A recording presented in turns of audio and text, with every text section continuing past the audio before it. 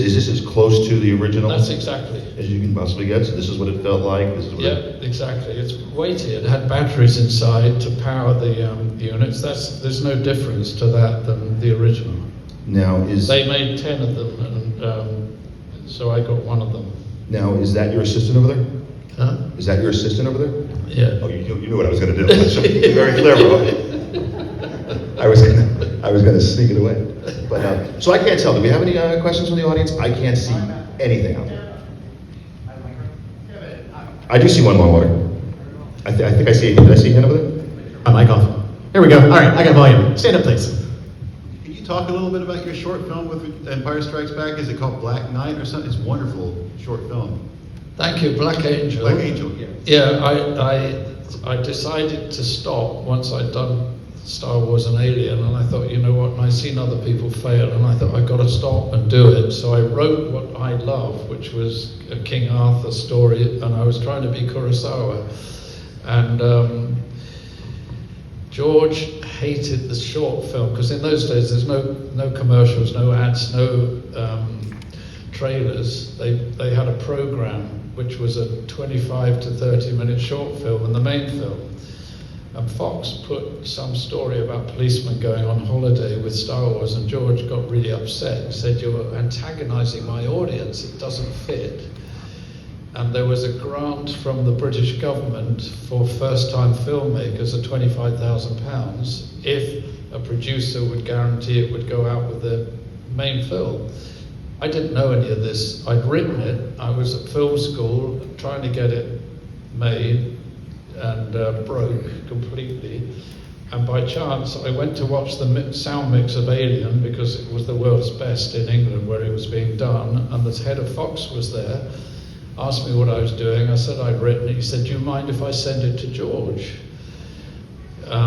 So he read it, and I said, "No, I don't mind." I mean, there was nothing to do with me. It wasn't a link. And George chose it to be made and said in his usual way, "Just let Roger go and make it, let him have the money." And it really wasn't enough money to make it, but I did the same thing. They gave me bits of film left over on Empire, and I filmed it in Scotland because I'd never seen Scotland shot ever. It's such a mystical beauty, this especially in the Highlands and everything. So I did that the same that Kurosawa, who really was a huge influence on George. He always used Mount Fuji. I used Scotland to tell the story. And it went out with Empire, and I got so many letters from people, and then the negative got lost. George's went missing, mine went missing, there was none left, and then it got found in Universal Studios about 15 years ago. And I was offered by a company who restored Star Wars because they'd read about it. What happened was when John Borman made Excalibur, he took my short film and showed the whole crew before he made it and said, "This is what I want." I was joking because I said I had 9 people on my crew. You're going to have 100 people. You can't do what I did. But and then George liked it. I literally had to make a 25-minute film. I didn't have all the minutes. And the editor said there's a way of step printing where you slow the film down. And because I didn't have fight arrangers, my fight was really simple. He showed me, and it made the fight look really way better. George liked it so much that he step printed the Yoda fight in Empire. He went back and redid it. Then George asked me,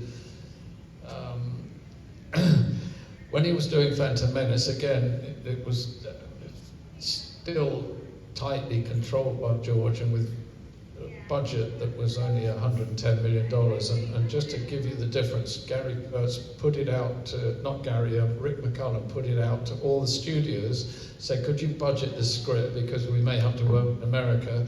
400 million was each budget, so they're very tightly made. They asked me to go and see them, and I just went to have a look at the what they were doing, and then I kind of said, because I love that world, I said, "What are you doing about second unit?" And Rick McCullum said, "Oh, we don't need one this time.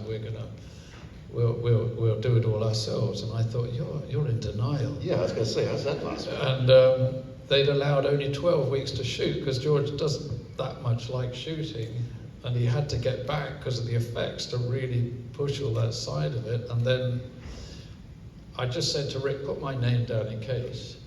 I got the call and said, can you run up here to Leavesden? And I ran up there and they said, were you serious? And I said, yeah, I'm very serious. It's Star Wars, you know. And so they gave me 5 minutes to decide if I would do it or not. And I had other stuff to do, but I managed to quickly arrange it there and then. And they said, fine, come with us. And I already had an assistant and an office, and it was all set up. In the first meeting, I walked straight into it. I then understood it was the Senate, and they didn't have enough time for the first unit to shoot. The Senate were the scenes that they had to do up front with the actors. So I had to shoot all of that. This happened about 5 or 6 times, that we were the first unit in. And again, just my crew one day, this is another auspicious moment, I said, guys, today, I don't know if you understand what we're going to do. And I got to shoot the meeting between stripped down C-3PO, as Anakin made him, and R2-D2. Okay, in Anakin's room. So, and that line, which is, you hear the beeps and then C-3PO says, what do you mean naked? Carrie Fisher wrote that line. Oh, right. Yeah. That's any other scenes you filmed in the Phantom Menace? I shot half. I shot so much of Darth Maul's fights with you, and That's what I was good. That's what I was. it That's what I was was getting just at. like I was in heaven. You can imagine. I mean, just doing stuff like that. We did a lot. I shot with Natalie Portman. I shot with Liam Neeson. All of them. And literally, George said afterwards. He said, "Really, you shot half the film for me." One moment that right out in the desert.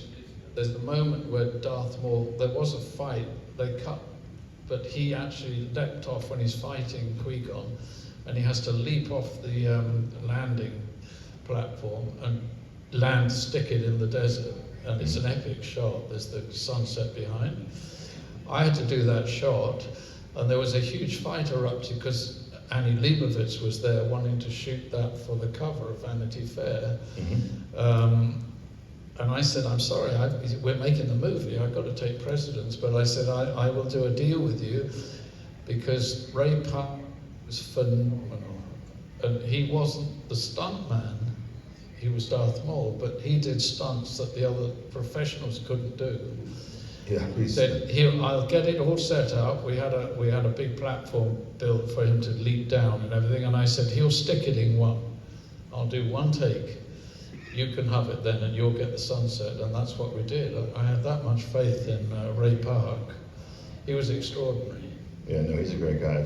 I've seen him do his thing live. Even now, in his late 40s, he's still in really good shape. Yeah, he's I think a third Dan stick fighting champion, all sorts of champions. But some of the stunt stuff I had him do, and there was one they had to do a huge leap over the canyon. The other stunt boys couldn't do it. They were landing in the boxes. So I went to George and said, do you want me to cut the scene and do it in 2 takes? He said, no, leave it. I'll take Ray to the Skywalker and I'll see the other characters and I'll do it with them afterwards with Ray.